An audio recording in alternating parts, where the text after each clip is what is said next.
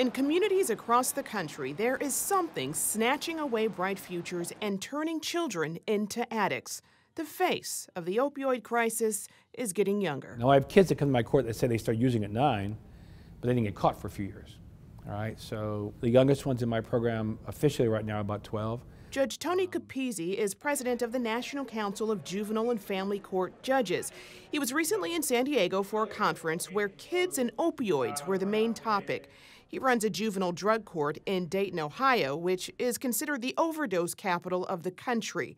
His program is one of the most successful in the U.S., and it's been around for 14 years. Sadly, it's an age some of the kids who end up on the other side of his bench will never live to see. I have on my bench about 20 pictures now of kids from my program who have died. According to the last national survey on drug use and health, 1 in 4 young adults between 18 and 25 are using illicit drugs, much of it in the form of painkillers. The crisis stretches across the country. In San Diego County, there were 400 overdose deaths last year. District Attorney Summer Steffen says some of those who died were just kids. I've talked to one too many parents that have lost young kids to overdoses from painkillers. It starts off with a simple injury, a sports injury. The kid gets on Oxy or Percocets. Once they're prescribed the painkillers, they become addicted. Once access to prescription pills runs out, they turn to heroin, a much cheaper, more accessible fix. Capizzi says parents and even grandparents have got to start looking for signs of addiction. I hate to say it to you, but you better lock up your medicine cabinet. If you're a grandparent and you have your grandkids coming over to see you a lot, to me that's a warning sign. They're coming over that while they talk to you for 10 minutes, they go into the bathroom and they steal their drugs. And there's something else to pay attention to. If your kids are telling you they're going to go to a party where they're going to have salad for dinner, that's bad.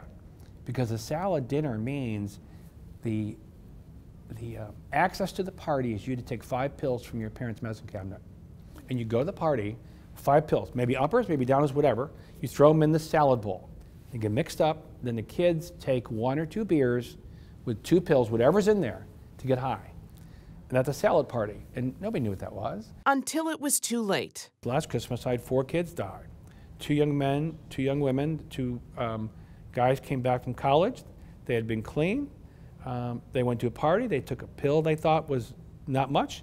It was fentanyl, and they died. He says fentanyl can be thousands of times more potent than heroin. It's synthetic, it's cheap, and it's often cut with other opioids bought on the streets.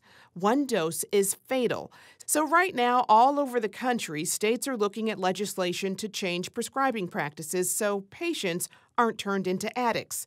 In California, Senate Bill 1109 requires more patient education when prescribing opioids, especially for kids. We need to tell the truth. We need the pharmaceutical industries to tell our consumers the truth.